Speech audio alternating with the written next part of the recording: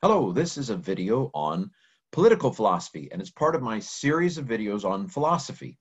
And these videos are primarily aimed at Christian audiences. I think there's plenty for people who aren't Christians to gain from them, but it is primarily targeting a Christian audience. I've got the Constitution behind me here, United States Constitution. Political philosophy. So this is a series of 3 videos on social and political philosophy as part of this series.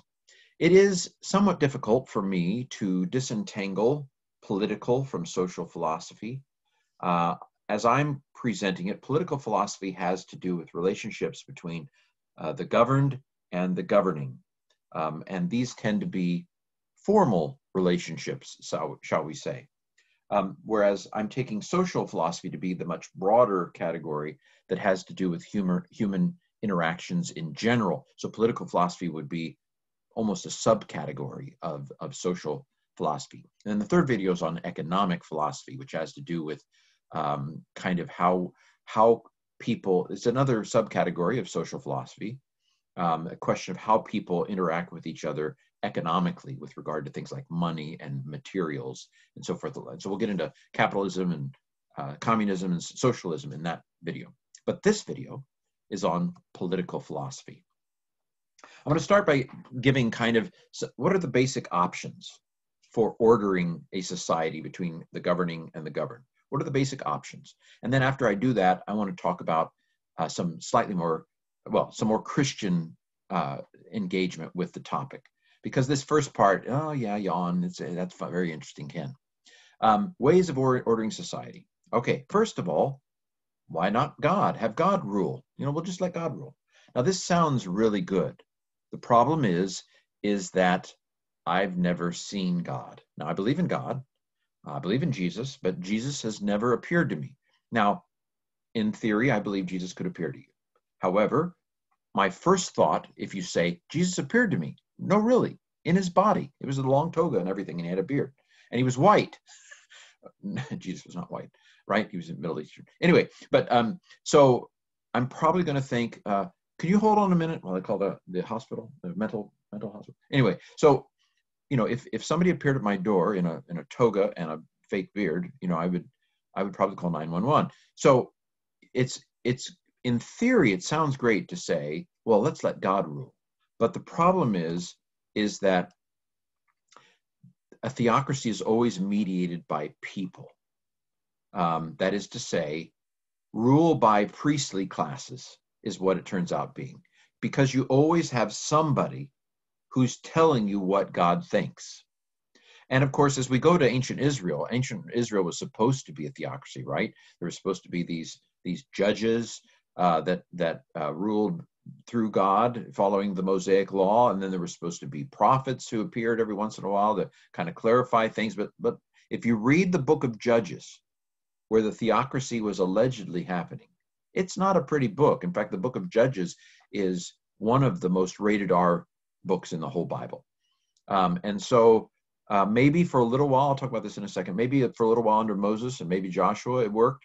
But in general, theocracies turn out to be ruled by a few good people, an aristocracy. And those people aren't necessarily always good. And there's another thing to realize is that we don't just come with the application of the Bible on our hard drive. Everybody who says we need to follow the Bible has to interpret the Bible. And so there's a kind of subtlety here where those who say we need to, follow the Bible in our laws as a nation, well, who's going to tell us what the Bible actually means for today? Who's going to do it? This is kind of a hidden step and it's kind of a, I understood it when I was younger, but now as I'm older, it's kind of like, come on, this is obvious. There are different denominations because different people read the Bible in different ways. Take the issue of abortion. There is nothing in the Bible on abortion. And so the question about why are people so convinced that there is this position, and this is the only position on abortion, it comes from the theological tradition they're in. And of course, that's not to say that there aren't biblical precedents that can be brought to bear on that issue. I'm just saying that there really is no direct addressing of that issue in the Bible. And so we have a tendency not to see the glasses we're wearing when we read the Bible. We just, well, my glasses say that the Bible says this, and then we shove it down everybody else's throat. And there's a story, I don't think it's a true story, but I love the story, of Charles Spurgeon being asked in England. He was a preacher in the 1800s in England, being asked why the Baptists never killed anybody. Because, of course, in England, there was a time when Bloody Mary and the Catholics burned people to the stake. And there was a place where the Anglicans, under Elizabeth, for example, burned people and beheaded people and so forth. So, according to this mythical story, legendary story, Spurgeon is asked, well, why didn't the Baptists ever kill anybody? And the answer was, well, we were never in charge. And so there is, I think, a wisdom to the non-establishment of religion clause in the Constitution. The American Constitution says Congress shall not establish a religion. There can't be a state religion. Why? I think it's very wise, because when you put a specific religious group in charge, they will inevitably oppress everybody else. This is what happens. And so the idea of the United States as a kind of floating free zone, where you could be an atheist, or you could be a Buddhist, or you could be a Christian, that this is the ideal way to structure a society. Now, again, if God were to come down and say, okay, I'm taking over, and here's exactly what I want you to do on this issue, that would be ideal. It just doesn't happen. And those who think they know the Bible the most dogmatically are often the ones who I have a PhD in New Testament, so I'm going to tell you that those who are most convinced that they understand the Bible probably don't. And so this is just not really a good option. If you were a Calvinist and you completely agreed with John Calvin in the 1500s, then Geneva, Switzerland was the place to live. But if you didn't agree with Calvin, I would not have wanted to live there. Same with the Puritans in New England. There's a certain strand that thinks, oh, to go back to the wonderful Puritans. No, the Puritans were an oppressive lot, who burned witches, who probably weren't witches. So no, theocracy is not the ideal. Sharia law in Afghanistan. You might have heard a few years ago when in Egypt they tried to vote out democracy, as it were. Well, you can't vote out democracy. There are certain rules to what you can and can't do in a democracy, because, of course, if you vote out a democracy, it's not a democracy anymore. And so our Constitution is not a free-for-all. It sets boundaries. Because if it's okay, I'm getting ahead of myself. Theocracy is not really an option, because we have no way of guaranteeing who is accurately representing God. So monarchy, well, this is an old tried and true rule by one person, usually a male, but in later in the 1500s we did have some queens of England and so forth. There were some queens in ancient Israel. Mostly interregnum between kings and so forth. Now, Plato, back in the 300s BC, he thought that society would best be run by philosopher kings. These were really, really smart people. Now, I do think that that ideally a leader would be wise. I do think that's very, very wise. However, philosophers, sometimes they're good and sometimes they're not. I think Plato tried, there was a king, the king of Syracuse invited Plato to come tutor his son. But of course, when his son became king, he did whatever he wanted. I think Plato probably was a failure when it came to king-in-waiting training. He was an idealist, he was an absolutist, and I think absolutism tends to be oppressive to the people you're ruling. More on that if you see my ethics videos. But Plato did believe society should be run by, I believe Plato would have been okay with women being the leaders if they were good philosophers, unlike Aristotle, who did not have any room for women in leadership. Plato believed that you can't really be happy unless society is just. This is not, I think, the most Christian perspective, because you can be happy in whatever your circumstances. We've talked about that. Again, see Ethics, Virtue video.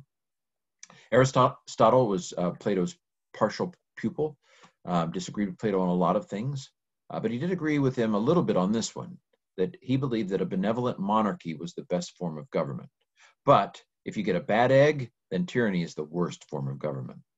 I think probably Aristotle, he may be right that a benevolent monarchy, ruled by a really wise leader who loved the people and wanted the best for the people and was a servant leader and didn't put themselves first. That sounds dreamy too. It sounds like a theocracy, right? Sounds dreamy like a theocracy.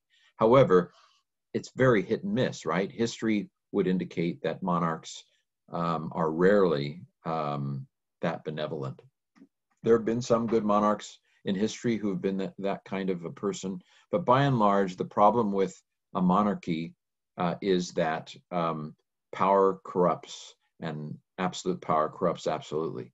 And so there's a tendency for monarchs to just basically do whatever they want, be selfish, and let the people suffer. And so I don't think that a monarchy is the ideal form of government. Other things that Aristotle said that are relevant to political philosophy, he said that man is a political animal. People are political animals. What he means by that is we tend to group, we tend to get together, we tend to form societies. And if that's what that means, that seems true. We are a herd animal, I would say. If you want to quote Schenck, humanity is a herd animal. We are tribal by nature. And so, okay, wait, good on you there, Aristotle. He also believed with Plato that happiness depends on a just society. I don't think so. I think with Viktor Frankl, a person with a why to live can bear with any how. Okay. Now, Thomas Hobbes, who lived in the 1600s and was a supporter in his book Leviathan of the monarchy. I think this is a load of tosh, but he said society makes a kind of social contract with your king. And of course, once you've surrendered your rights to the king rules absolutely. Anyway, but it fit for his context, and who knows, maybe he was just flattering, the king at the time. But I'm not going to go with Hobbes on that particular point. Okay, monarchy. Aristocracy. So this is ruled by a few good men, or women in some cases, but aristocracy is the rule by so-called the virtuous. Aristotle said, well, okay, if you can't have a benevolent monarchy ruled by an aristocracy where you have a few noble men, and it was men for him, that would be good. The problem is, of course, is when you have a few greedy people, what we might call an oligarchy. My impression, and again, please forgive me if I'm wrong, I don't think I am, but my sense is that after the Soviet Union collapsed in 1989, I think it was, for a while, Russia tried a somewhat democratic form of government, but like Germany after World War I, it didn't stick very well. And the current leader of Russia has pretty much runs an oligarchy, with him being the most important of the oligarchs. But this is a rule by a few rich people who control everything. And there's still the form of democracy. I mean, there's still the appearance of voting and things like that, but it's not real. It's not for reals. And of course, this is something that I would worry about in the United States. There have been all kinds of, so I'm doing this video in 2020. We're coming up to an election, and there are all kinds of warning signs. Warning, danger. The current president keeps on fear-mongering on voter fraud. The post office has slowed down the mail. I mean, I've ordered a lot of books this summer, and I've never experienced the delay in getting mail that I've experienced here in New York this summer. Of course, we're in the middle of a pandemic, and so a lot of people will be voting by mail. There are all kinds of warning lights about the current situation. And I worry that that the United States could go in this direction, where there are a few really filthy rich people who really run everything. Maybe we still have a pretend vote, but we all know how it's going to turn out because, anyway, that's the way it is, as I understand it, in Russia right now. And so Aristotle would say, rule by a few good people who are genuinely selfless and truly want the good of the people. That's great. But the second worst form of government would be an oligarchy. The House of Lords in England was a transitional between the king and kind of the representational democracy that's now in England. The House of Lords was a collection of wealthy property owners, the landed gentry, who ran things. Of course, eventually the House of Commons was added, and eventually the House of Commons actually became more important. But that was all kind of the evolution of Western representational democracy. So that's an aristocracy. So democracy is ruled by the people. Now, and I grew up with this same sentiment, but there are a lot of people who, when you say America's a democracy, they say, no, it's not. It's a republic. Fine. And I have a slide for that. But when I talk about democracy, I'm talking about a representational democracy. That is, obviously, we don't vote on everything. I think probably if the American people were to vote on whether there would be another stimulus package, probably we would all vote for there to be another stimulus, or the overwhelming majority would vote for there to be another stimulus package. Congress can't seem to figure it out. And so we are a representational democracy, not a pure democracy where all the people vote on everything. And of course, not everybody votes, but democracy is in broad categories ruled by the people. Aristotle said this was the third best form of government, call it a polity. And of course, it's interesting because Athens, Greece, was democratic for a period of time in the 400s BC. But that all crashed and burned. And by the time of Aristotle, it was not so much anymore. And he said, well, the problem with democracy is mob rule. And I wouldn't say that that the United States is currently in mob rule, but there is a lot, and I have to blame social media and the media for foreign influence and things like this. America is in a real mess right now, and the danger is mob rule. And it's been mob rule before, of course, especially with regard to race issues. If you look at the South, especially after kind of in the Jim Crow period, mobs ruled. I mean, let's go lynch somebody. You know what I mean? That's kind of what has often happened in American culture, where the mob just basically shows up.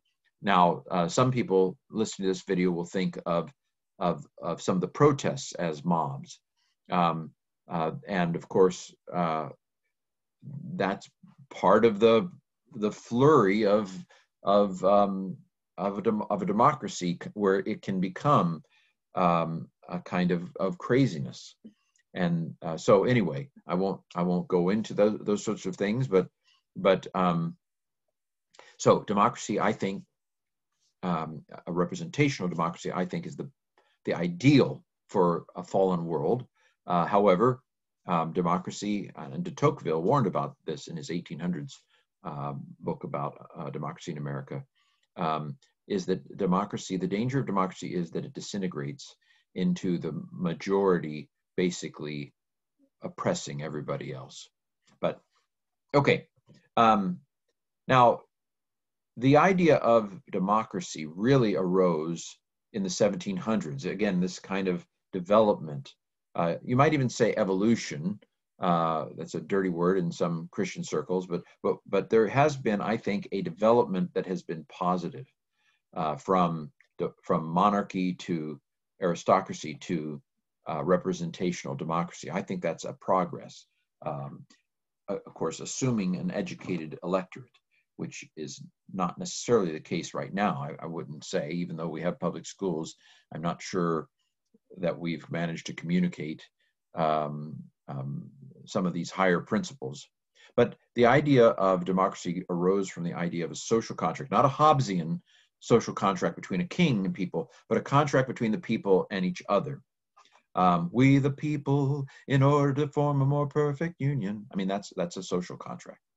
Now, Rousseau, Jean-Jacques Rousseau, he did not believe, he disagreed with Aristotle on, he must have been an introvert. He didn't agree with Aristotle on the idea that humanity was kind of is wired to group together into a polis, into a city, into a society. Rousseau thought that the ideal is to get away from society, you know, move to Houghton, New York, where there's only cows around, and horses, and foxes, and bears. Oh my. So try to get away from society altogether, Rousseau said. But okay, fine. If you have to live with other people, social contract is the way to go. And Rousseau actually wrote a book called The Social Contract. Yeah, I think he's wrong on getting away from society. I think that you know, the Tarzan principle, and I may talk about this in the social politic or social philosophy video. I think, you know, the Tarzan idea.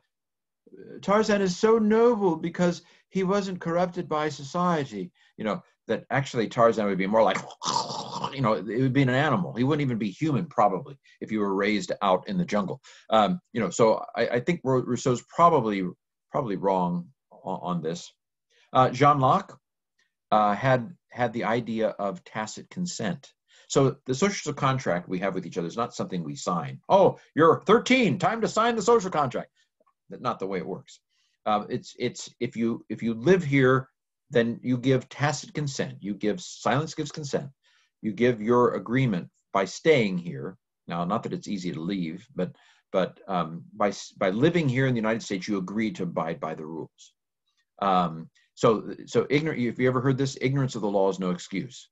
So I can get a speeding ticket for going 55 in a 35, even if I didn't see the sign, because of tacit consent. And of course, Locke was the one who said that we have certain inalienable rights: life, liberty, and property. Very close to the Declaration of Independence.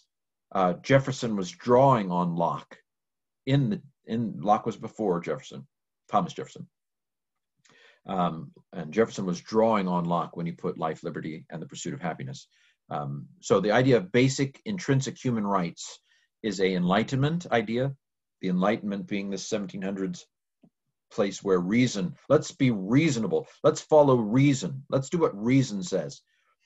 That is a Lockean principle on which the United States was largely founded. Okay, and here's what I just said, Jefferson, that we have certain inalienable rights, life, liberty, and he put the pursuit of happiness. Okay, democracy. Now, as I said, Congress and Parliament really function more on the model of a republic, that is a representational form of government. This combines the benefits of an aristocracy and a democracy, because in theory, you're electing the wisest among us. Now, we know in practice that's not true, but in theory, we're electing wise people who can represent us well, because sometimes my self-interest gets in the way of doing the right thing. And so in theory, our senators and Congress people would be people who would do the right thing even when it's not in their best political interest. As we know, it doesn't happen much anymore, not much these days. There is a difference, though, between the Roman Republic and the United States Republic, because the United States Republic, these are elected individuals. And in the Roman Republic, of course, they were just kind of wealthy people. So there were no plebs in the Roman Senate. So we should not think that we're a republic exactly like ancient Rome, although I guarantee you that the founding fathers knew their Rome. They knew about Rome. And so the republic, all that, they were studied in the classics. So, I mean, it's not a coincidence, but there are some significant differences between the American Republic, the United States Republic, or constitutional democracies around the globe, Canada, Britain, France, other places. There are differences between Rome and what we do today. Okay, well, let me lastly talk about anarchy. Or communism as Karl Marx envisaged it in the 1800s. This is no rule. Let's just let everybody do what they want, like The Purge, you know, if you've ever seen those horrible movies. I think I've only seen one of them, and it's just not my cup of tea. But I don't buy it. I think that Marx was crazy when it came to the idea that everybody wants to work. He was German. Can I do a German? Everybody wants to work, but people don't. But capitalism makes them work at stuff they don't enjoy. So if we just let them do what they want to do, everybody will work. They'll do what they want to do, and you know, everything will be happy. The problem is everybody wants to be an actor. You know, so we have a bunch of actors and nobody who actually unclogs the sink. I'm joking. That's exaggeration, but I do think Marx was smoking the opiate of the masses. Anyway, we'll get to Marx in the third video here. Marx was just way off when he suggested that, you know, if we just let everybody, you know, do what they want, work the way they want to work, then everything will work out fine. I think that's just crazy, in my opinion. And it goes to something I'm going to say a little bit later in the video, and that is that humanity is fallen. Humanity is not perfect. Humanity is not this dreamy, righteous thing. Not at all.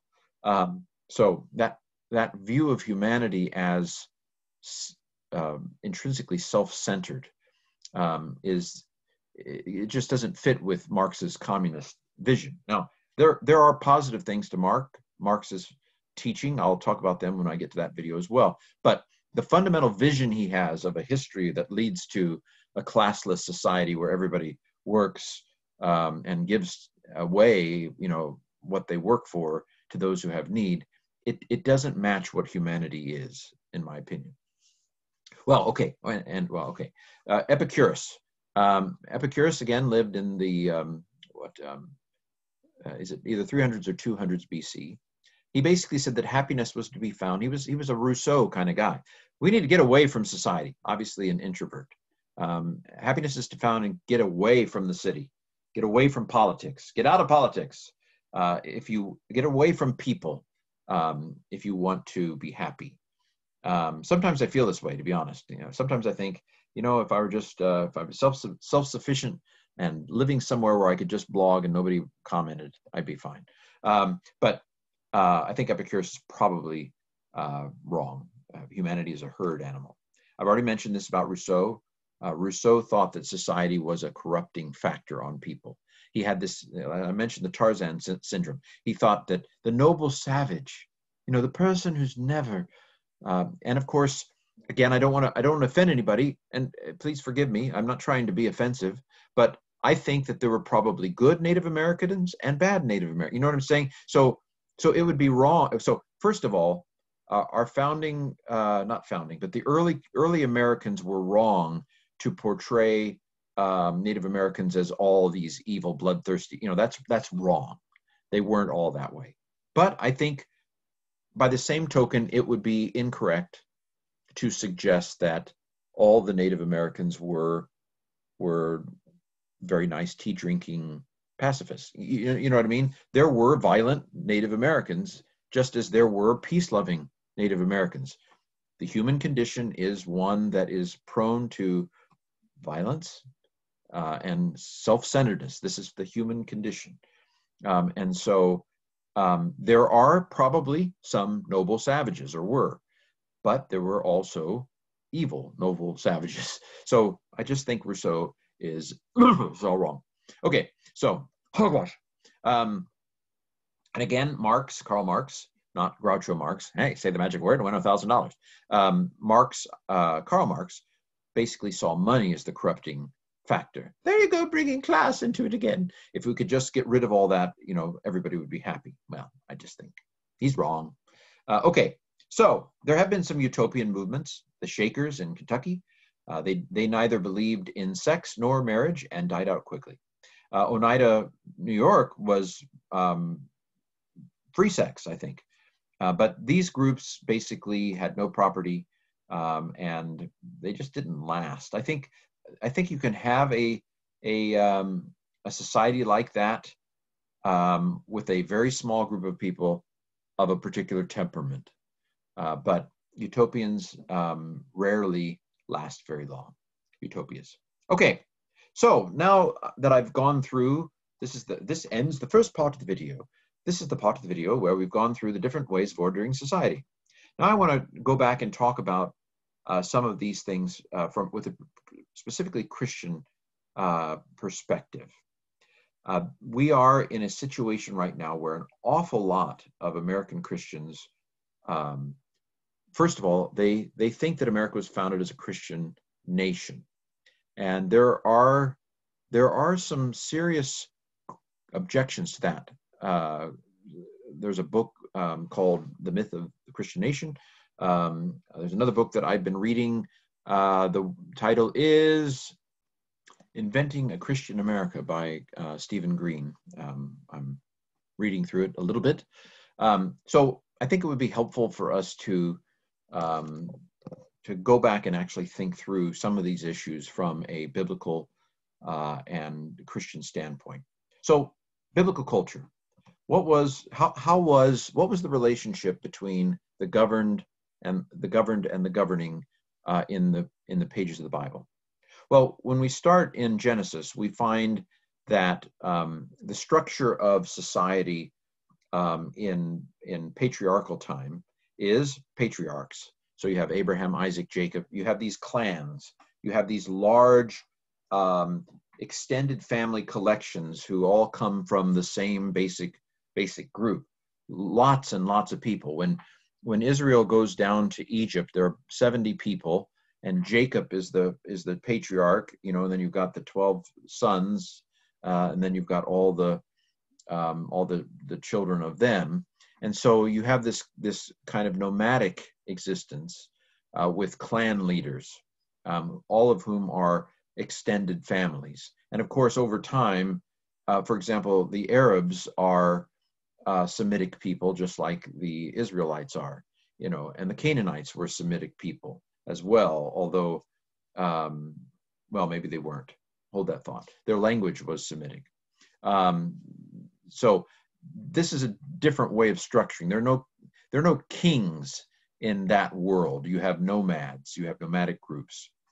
Kings relate to cities sometimes. So you have what are called city-states, where you have in Babel or Babylon, ancient Babylon, where you've got this city with a king, and you see some of this, like in Genesis.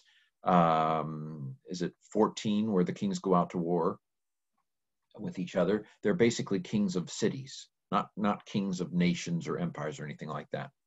Early Israel was tribal, 12 tribes of Israel, and so forth, who basically were Clan 2.0, right? These are large groups of distantly related people who have a certain culture that goes together. And occasionally judges arose. But the judges weren't formal. So I think for a long time I viewed these judges as kind of like, well, it's time to elect a new judge, or who's going to be the judge next year now that so-and-so died. But it really, that's not the impression we get from the book of Judges. These judges were just kind of people that God, okay, the Moab has taken over, let's pick you.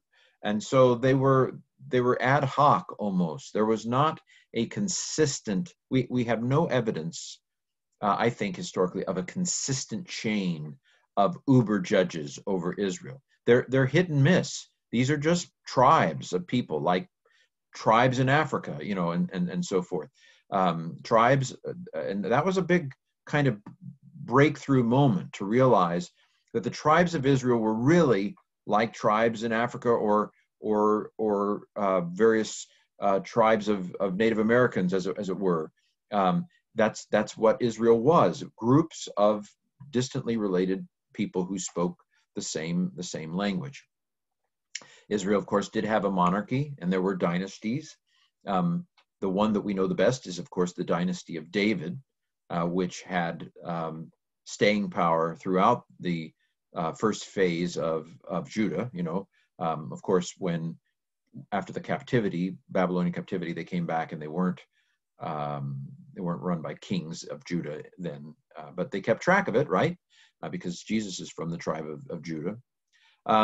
So in the time after the exile, Israel was under foreign powers.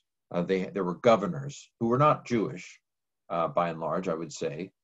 Although someone may correct me on that one, but they were like Persian governors and so forth. And then from 63 BC on, the Romans pretty much took over, and there were Roman governors.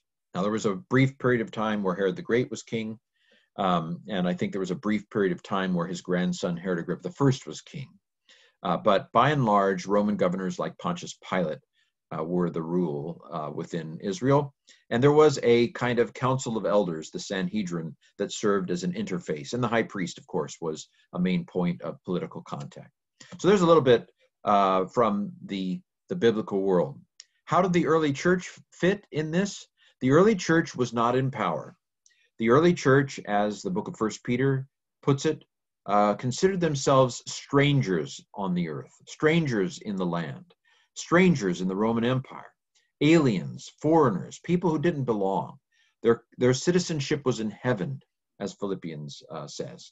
So really, our situation in, say, the United States is quite different from the situation of the early Christians. The early Christians had no hope of changing their world for the better. And so that's a difference that we have to take into account when we are appropriating biblical teaching, because the Bible was not written to us. None of the books of the Bible was written to anybody alive today. And so we have to discern how to move from that time to our time, what the Spirit is saying, and how to appropriate the principles and so forth. Here's a psalm about the king, Psalm 72. Give the king your justice, O God, your righteousness, and give your righteousness to the son of the king. May he or she judge your people with righteousness. He delivers the needy when they call, the poor and those who have no helper. He has pity on the weak and the needy. He saves the life of the needy. Notice that it is biblical for the king to make sure that the poor within his or her empire, kingdom, are taken care of. This is considered to be part of the duty of a king. And so this idea that you often hear, well, the government is not supposed to take care of the poor, this is not a biblical concept. I cannot find any legitimate basis in Scripture for this idea. In fact, the idea that a nation would set up safety networks like Social Security for the elderly is consummately biblical. Now, the question of whether it works or whether it needs to be tweaked or whether it should be fixed, that is a valid question. But I don't think you're going to find any legitimate basis for saying, no, Medicaid, Medicare, the government shouldn't be involved in that. Now, if you want to argue for that, you can argue for that from the government's always messing stuff up, or the government, you can make arguments against it. That's not what I'm saying.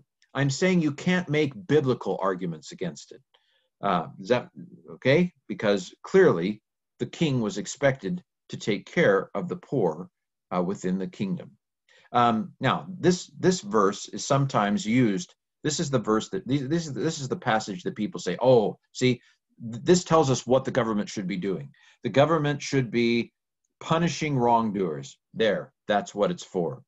It doesn't say these are the only functions of government. It doesn't say that.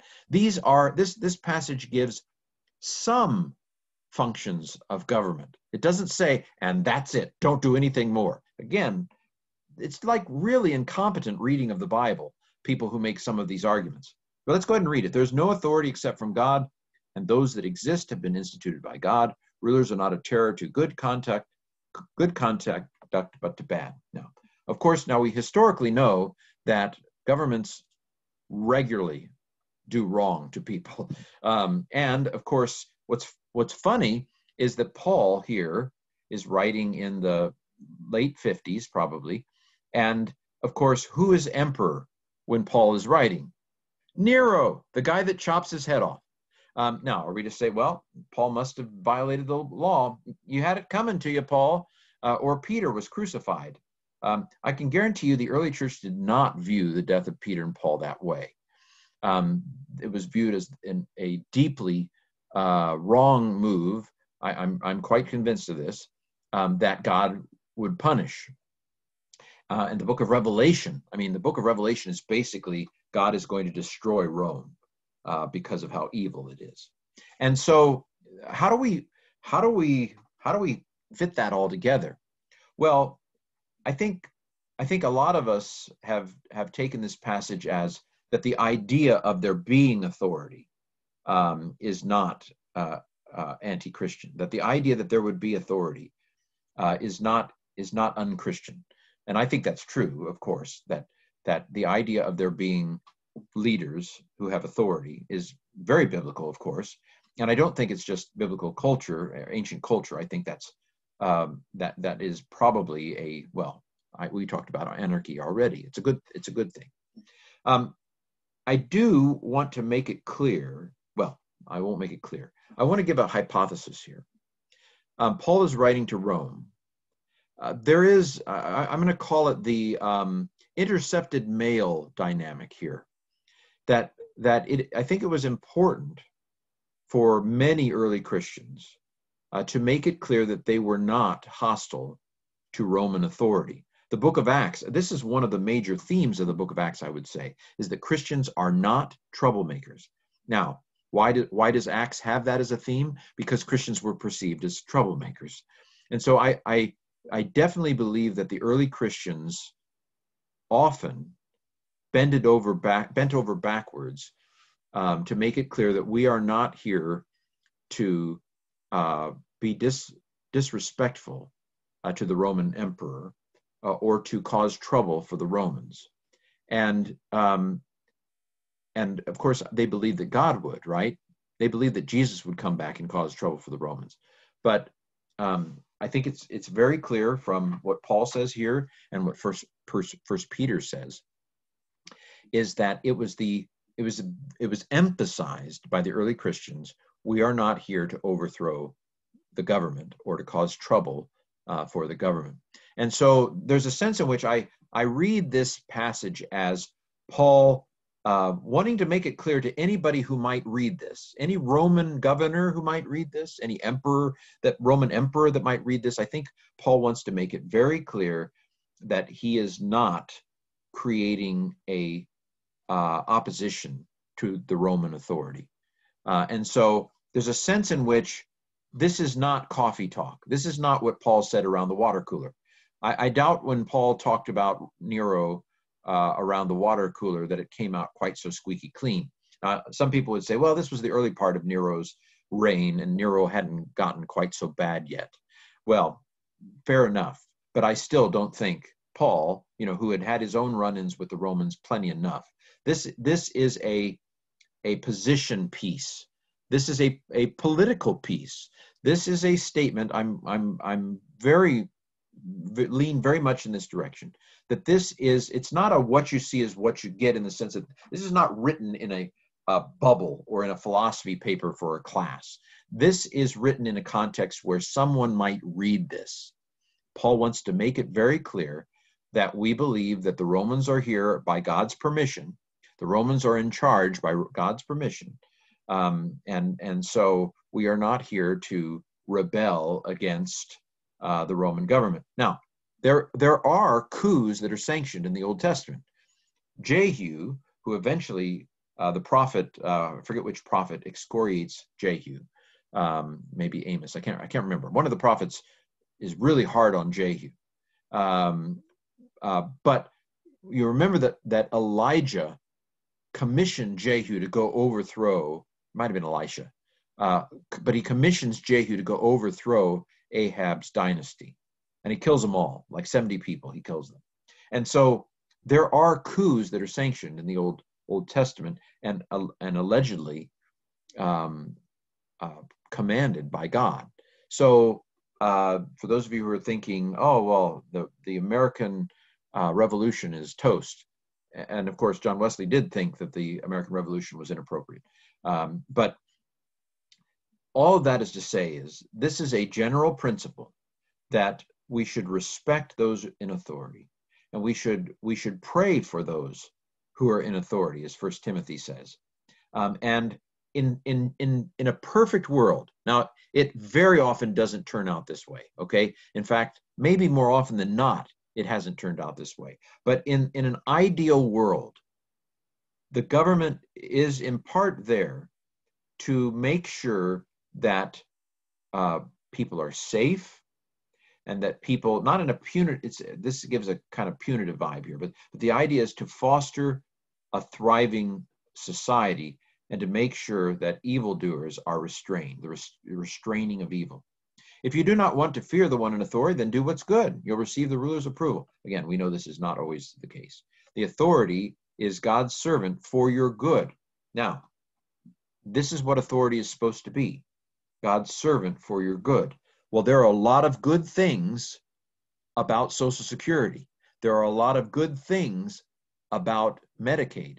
For those of you who say, no, government can't get involved in that because it's unbiblical. This line right here, I can drive a truck through this. There is all kinds of good that doesn't fit within a certain kind of paradigm of people who say, no, that's not biblical. It is good for the poor to be taken care of, for widows to be taken care of. Jesus is very clear in the Gospel of Luke. It is very good. Those are very good things. And so there is no prohibition here of government doing good for the people. Now, we can debate about what is good, but there is but they're allowed to do good. If you do wrong, then you should be afraid, because rulers do not bear the sword in vain. This would seem to be a implicit acceptance of capital punishment by Paul, which is something, again, we can debate about the merits of capital punishment in our context today, but I guarantee you that Paul was not opposed to capital punishment in general, because he indicates here that sometimes the sword is actually appropriate. Again, we have to get between that time and our time and all those fun hermeneutical things, but I'm pointing it out here. The authority is the servant of God to execute God's wrath on the wrongdoer. Now, let's keep reading. Therefore, one must be subject not only to avoid God's wrath, but also for the sake of conscience. For the same reason you pay taxes. I know some Christians who say, as a matter of my Christian conscience, I'm not going to pay taxes. No biblical basis for that. There is zero biblical basis for not paying your taxes. Jesus pays his taxes to the Romans, and the Romans are much worse than the United States society. Now, I'm not saying, I'm not telling you what to do with your personal conscience. I'm just basically saying that in general, Paul and Peter both support paying your taxes. The authorities are ministers of God attending this very thing. Pay all of them dues, taxes to whom taxes are due, revenue to whom revenue is due, respect to whom respect is due, honor to whom honor is due. Again, we do have to remember the intercepted letter, syndrome, that Paul is saying this in case I'm not saying this is the only reason. I do believe that Paul thinks that they should pay taxes, but there is also the dimension of, so any of you Romans who've intercepted this letter or come across this letter, you can know that I support paying taxes. And of course, Jesus says, render to Caesar that which is Caesar. Well, I want to end this video by talking about Niebuhr's concept of Christ and culture. And I feel like I've gone on too long, but I'm going to keep going. Niebuhr's Christ and Culture was a book in the early 20th century in which he basically argued that there were 5 postures that a Christian has and might take in relation to the powers that be. And Niebuhr has been critiqued for some of these. Some feel like his way of expressing this was a little situational, that it fit his cultural context. And so I've broadened them in my own way to make them a little bit more transferable to different times and places. But let's look at these. So the first one, Christ against culture, Christ versus culture. So this we might call the Anabaptist approach. And this basically says that we Christians are a kind of a group of our own. There is the Roman Empire, there is the United States government, there is, whatever. But we Christians are in our own little group. A friend of mine's father used to say, I wonder who they'll elect as their president this year. Now, he voted, but he still viewed the United States as something different from his world, which was the church. And this is, I think, largely Paul's view in his context. What have I do with judging those outside the church? Is it not those who are inside the church that we're supposed to make judgments about? God will judge the people outside the church. Again, he basically says, the world is a different world. And we in the church, Jesus says, render to Caesar what is Caesar's. Basically, he says money, that's a Roman thing. Who cares about money? Give them their money. Whose picture on that coin? Caesar? We'll give it back to him. The world of money is a different world than the world of the kingdom of God. Here's 2 Corinthians. Come out and be separate from them, says the Lord.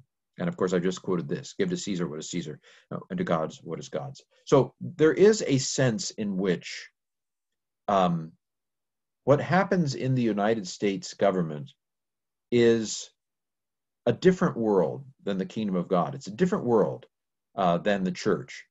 And I think there's a danger. We talked about this a second ago under theocracy. There's a danger when we blur those two together. I think that was one of the brilliant aspects of the Constitution, that there is no state religion, that there is a separation between religious things and matters of the state. And I think that's important.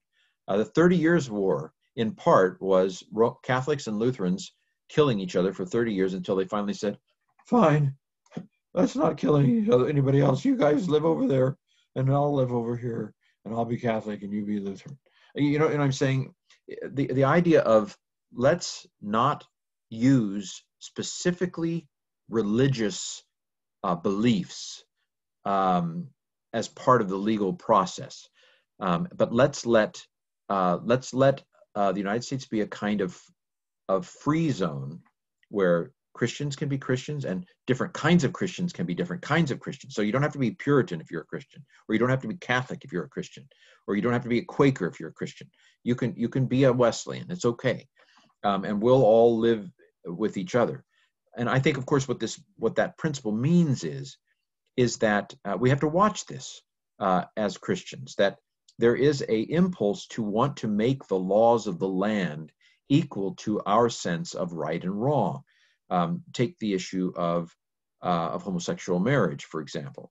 There is a tendency within the church, not the whole church, but within my part of the church, to say, well, that's not biblical, that's wrong, and therefore, then we extend it. The nation can't have that law either. Well, the nation is not the church. This is a fundamental confusion. The United States has never been officially a Christian nation, even when most of its people even though most of its people claim to be Christians. Okay, and there may be, and again, you're welcome to disagree with me, but I think it's important for us to consider some of these things. How can we? So the idea that a fertilized egg that's a week old, the idea that is a human person that we cannot kill because we have a moral culpability toward that week-old fertilized egg. Now that is my religious belief. However, how can you argue for that from a non-religious perspective? I think it would be very difficult. Now maybe you have the argument, but I think it would be very difficult to argue that there is moral culpability about something we can't even see with the naked eye very well yet. I'm not sure exactly how visible a 1 week old fertilized egg is, but it's at least possible that you can't even see it. And so the belief that it's murder to kill a 1-week-old fertilized egg. That strikes me as a very religious belief. So how can we within the neutral structure, allegedly neutral structure of the United States Constitution, how could we make that a law of the land if it is based upon a specific religious perspective? Again, goes back to this idea of the non-establishment of a particular religion. Now, somebody may say, and these are all part of the video. These are good tangents because they get it at what's really applicable in these sorts of things. Someone might say, well, you have to have some morals in laws, like, you know, you're going to let people murder because that's a moral perspective. Well, I mean, that's it's a big difference in this particular. I'm talking about murdering an adult or something like that. There is a kind of common universal morality that can be argued for that involves things like basic not stealing, not killing, some of the 10 Commandments type of things. And these can be established on the basis of what we call universal ethical egoism in my ethics videos. The idea that we create a system where what is in the best interest of all the people is, and this also goes into the idea of a social contract, that we make an agreement with each other, that I won't kill you if you don't kill me. And so you can come to a kind of a common ground morality for the law without bringing specific religious perspectives into it. You can do it. But certain Christian perspectives on homosexual practice or on the moral status of a 1-week-old fertilized egg, those are specifically religious perspectives that I'm not, maybe you have a killer argument here, no pun intended. Maybe you have a great argument here, but I personally can't see how you can make those cases without bringing specific religious perspectives into play. And according to the Constitution, you cannot establish a religious perspective for the nation that is partisan on the basis of a particular religious group. And so those seem to be laws that simply would be unconstitutional. Now, I'm not a constitutional lawyer. Maybe you know some stuff. Feel free, I know you will, to comment in the comments. Okay, so Christ versus culture or Christ against culture. So Christ within culture is on the other end. And this is the idea of accommodating culture. This is often ascribed to liberals, that liberals just basically go along with whatever the culture is saying. I think that's a little simplistic because there's a sense in which conservatives are also going along with a part of the culture too. It just depends on which part of the culture you're talking about, right? So if culture is a combination of both people resisting change and people promoting change, and these tend to map, conservative means resistance to change. We want to stick to the values we've had or to the practices we've had, or we don't want to change very quickly. That's conservative. Liberal tends to be associated with progressive, you know, with moving forward, with moving into the future, with broadening perspectives and things like that. These are two different parts of any culture. And frankly, following Jonathan, what's his name? The Righteous Mind, Jonathan Haidt. Following Jonathan Haidt, the conservative part of culture, I think, tends to dominate at any one time.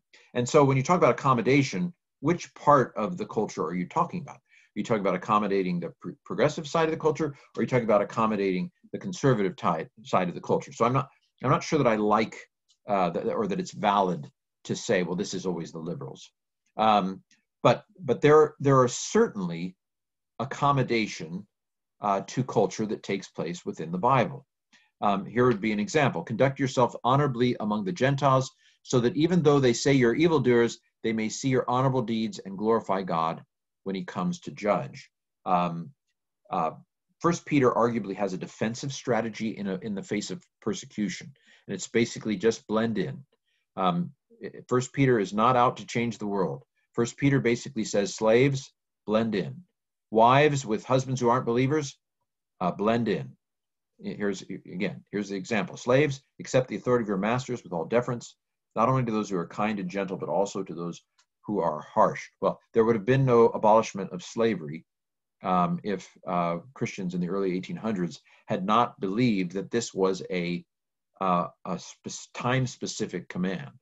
And of course, those who were in favor of slavery used these scriptures in favor of slavery as well. And so we see that those who had the mind of God from a Wesleyan perspective, because Wesleyan Methodists were abolitionists, that's why the church was started, that those who had the mind of God on this issue were taking a whole Bible perspective rather than a specific, lift this particular verse. That was an accommodation. In Paul's day, slavery was part of the culture, right? So it's an accommodation to the culture. I would say the same thing with regard to husband headship within the New Testament. There is nothing uniquely Christian about husband headship in the New Testament. That's what Aristotle says. That's what the culture says. And so where the New Testament is being uniquely Christian is where it pushes against the status quo and the accommodation of culture to the role of wives in the home. And so this idea, wives, accept the authority of your husbands, so that even if they're non-believers, they will be won over by their wives' conduct. These first Peter is an accommodationist text. And so what we find in Scripture, there are different scriptures for different times and places. There are First Peter times, hunker down, incoming. There are First Peter times, but there are also Joshua times, take the land. And so wisdom is knowing when to accommodate and when to buck, where the culture is going, or a particular subculture is going. Christ above culture. This is where most of evangelical Christianity is right now.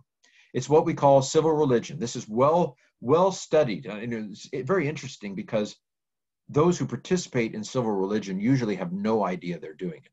So I grew up with a flag on the pulpit, on the platform of my church. That was perfectly normal. It was perfectly normal growing up for July 4th to be a Christian holiday. July 4th is not a Christian holiday. It's an American holiday. And it's very important to distinguish my patriotism from my Christianity, because when they get blurred together and it becomes nationalism, where anybody who's not a native-born America is evil. So we're going to mistreat immigrants. And there's allegedly a ICE doctor in Georgia who is performing involuntary hysterectomies on illegal immigrants and things like this. This has been something that's gone on throughout history. Mengele in Nazi Germany performed experiments on Jews. This wedding together, this Nazi Germany is, of course, the best example in our memory of the wedding of religion with state. It's very dangerous. And there are lots of danger signs right now in America about the blurring together. Again, I want to believe it was innocent, but when the vice president quoted Hebrews 12, let us run with patience the race set before us, looking unto, of course, in Scripture it says Jesus, but he said, old glory, looking to the flag. Boy, that just sent shudders down me. That kind of blurring of religious language with, because of course Nazi Germany worshipped the flag. They didn't worship the flag, but you know what I mean. Some of the same dynamics are in play right now, and so it's very important. We talked about how the whole Charles Spurgeon. Why did the Baptists not kill anybody? We weren't in charge. We should not have a government that is too closely aligned with a particular Christian philosophy or branch. That is part of the danger, I would say, and many would say, of the current situation. We have to be very careful. Now, again, I think God is very patient with us, but would you put a Iraqi flag on an Iraqi church pulpit platform, or a Canadian flag on a Canadian platform? I mean, this practice of putting an American flag on a church platform is very bizarre. Again, I'm not saying to take yours down. I mean, you don't want to alienate all the people in your church. Although if you can find a way to do it, I think that would be ideal. We don't want to blur our our patriotism with our faith, because there is no nation that is righteous enough. Certainly the United States has not been righteous enough to be on the level of the cross. We tend to have a dreamy picture of United States history, and we forget all the lynchings and all the slavery. I mean, I was hearing a story this week about a church. I forget where this took place. I think it was in Georgia, where they had a worship. They got this guy, and they were going to lynch. They were going to hang him, and so they were just kind of they scheduled it for a Sunday afternoon. So they went to church. They had a great church service. Then they went out, hanged the guy. They set him on fire. You can find pictures of this. I don't remember the fellow's name, unfortunately. But, just leave church, and go lynch somebody. I mean, America is not righteous enough to be put anywhere close to the cross of Christ. Well, anyway, the Christ above culture civil religion perspective also tends to associate the United States with Israel. The United States is not Israel. The United States is not mentioned in the Bible. And Jesus was not white. Jesus was a Middle Eastern Jew. Anyway, so this blurring, it's really based on ignorance to a very large extent. The Calvinist approach is sometimes to make non-believers, no, we need to make sure that everybody's doing the right thing. That is a very, very Calvinist kind of, not all Calvinists, but kind of like we need to make sure that people behave properly. I'm an Arminian. Arminians believe that God has given the world the freedom to disobey him for at least a while. We're still in the for a while period. But God lets people decide whether to follow him or not. Romans 1:28, God gave them up. Those who chose not to follow him, he let them go. And so it is not God's approach to humanity to, I'm going to make sure that you get punished for doing the wrong thing, and you better do the right thing. That is not the biblical or the approach that God models in Scripture. And so the idea of we're going to make America follow the laws of the Bible as we understand them, that is not an Arminian approach, and I would argue it's not a biblical approach. Of course, there's also those who say, well, these are two different worlds. There's the world of the government, and there's the world of Christianity, and they don't fit together. But so this is I'm a Christian on Sunday, but during the week I do what I have to do. You have to crack a few eggs. This is the paradox. The book of Esther is a little bit, this way, I suppose you could say, because although it may be more accommodationist, actually, now that I think of it, Esther, she's part of this mass sleeping with the king thing going on. The women are in two houses, the house of the virgins and the house of the concubines. And each night somebody leaves the house of the virgins, sleeps with the king, goes to the house of the concubines. And Esther's part of that system. It's probably more accommodationist, Christ in culture. But you could argue, well, it's not ideal, but this is where we're at, hard times. And so even though it's not ideal, Esther needs to be part of this. Yes, she worships the God of Israel, but, this is important for this time and place. And I feel this a little bit when you're in extreme circumstances. So I'm thinking of a political figure right now who I hope is a Christian.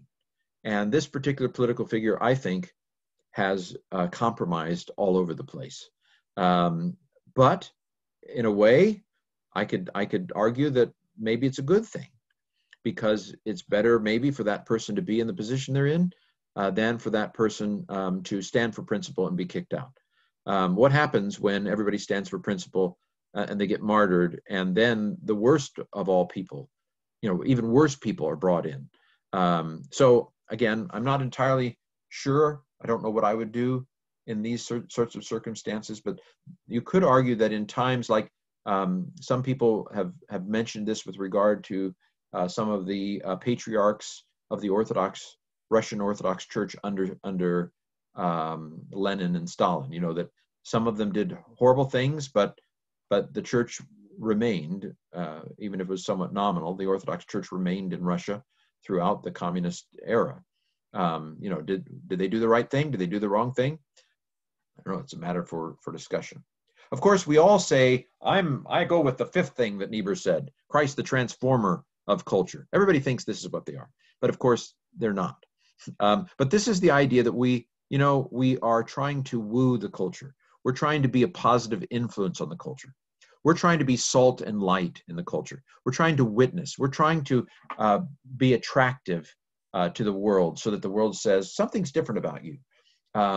They will know you are Christians by our love, by our love. Yes, they'll know we are Christians by our love. You know, that kind of approach. And so 1 Peter 3, be ready when somebody asks to be able to present your witness for the hope that is in you.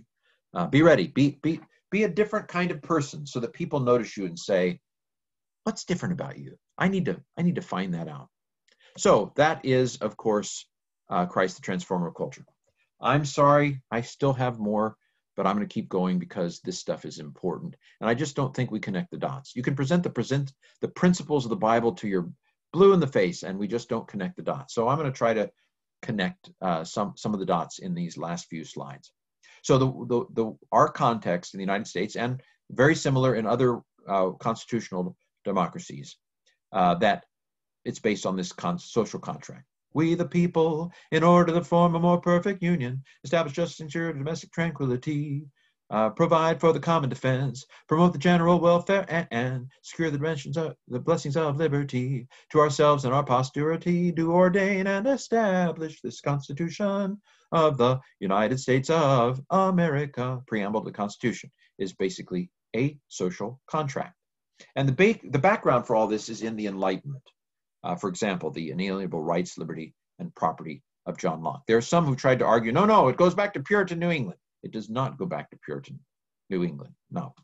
These were Enlightenment folk who were quite unlike the first Puritans. Now, the Puritans, when they fell out of power, they did adopt a more tolerant view because they had to, because now they were the ones who weren't in power. But when the Puritans were in power and able to do what they want, they were oppressive. So this is not the way the Puritans were. Now, there were the fumes of theism around. Theism is the idea that God created the world and is involved in it. There were fumes of that and language of that. This is one of the problems with, I think it's John Barton, is that they quote things out of their social context. So you can quote all kinds of things by the church fathers, or by the founding fathers, and say, oh, look, they believed in God and were so devout. But a lot of this is pro forma language. It's what you have to say. It's you have to pray. Do you really believe in the prayer? Probably not. I'm not saying they all didn't. I'm sure some of them did. But I mean, you can't just say, oh, look, Thomas Jefferson said this, and therefore this is what Thomas Jefferson believed, because people say all kinds of things in politics, right? How many people who talk about God in politics do you think actually care much about God? They just know, I've got to say, God bless America. You know, do they really mean that? Do they really believe in God? And so you have to be careful to just quote the founding fathers because people use religious language. It's part of the game. A lot of the founding fathers were deists. That is, they may have believed that God created the world and set up the rules and set up natural law, set up natural rights, but didn't necessarily believe that God was very much involved in things anymore. I mentioned already in this video and in a previous video on ethics that the system that the United States Constitution is basically a universal ethical egoist system. That is where we try to create a free space where people can have all these great freedoms, but with a Bill of Rights that says, if the majority says, okay, we are going to have no, we're going to be innocent until proven guilty for all the majority, but we're not going to do it for this minority over here. Can't do that. The Bill of Rights basically says there are universal no-nos universal rights for everybody. And the majority, it doesn't matter whether you have 95% of the vote, you can't vote, well, let's kill all the people from Marion, Indiana. You can't do that, because there is a rule, a set of rules that say, even though there's this freedom, the freedoms are not universal. I mean, they're not absolute, that is. That there are places where my freedoms interfere with the rights of others, and then I'm not free. I'm not free to kill someone else just because I want to. There are boundaries that the Bill of Rights sets. So let me make some Christian distinctions, and then we'll be done. First of all, I do want to point out that this rights language that we use, I don't find it particularly Christian. And I've had this debate with others, and there are those who don't see it the way I see it, but I'm not convinced.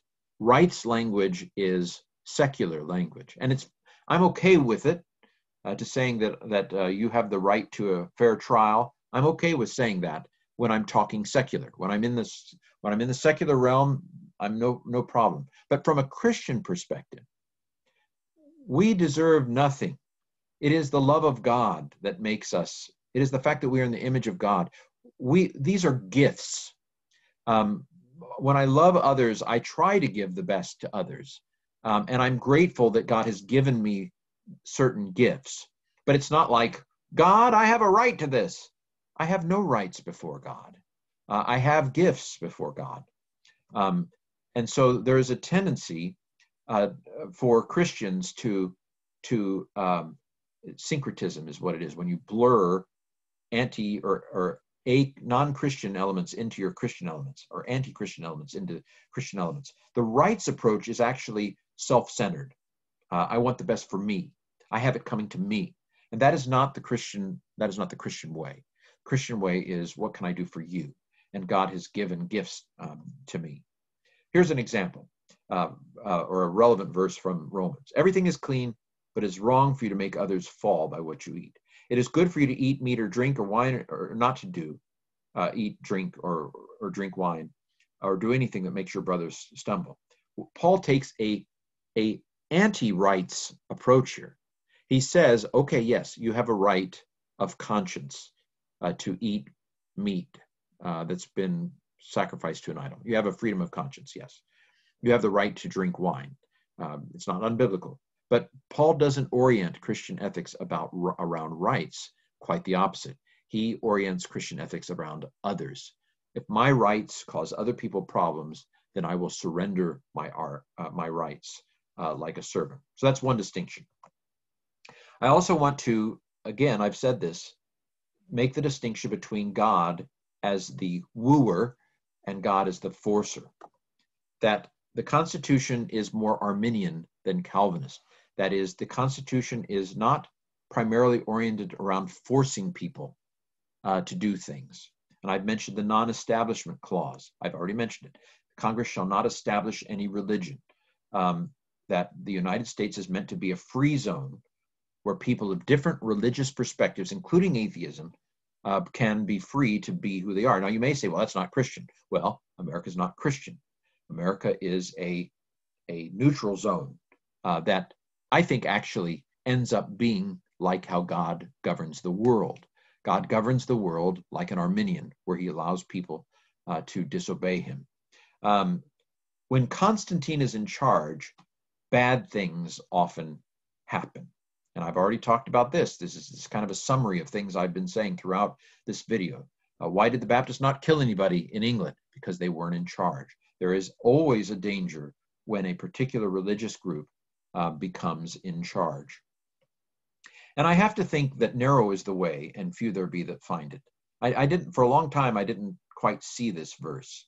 And I thought, well, it's different in a place like America where most people are Christians.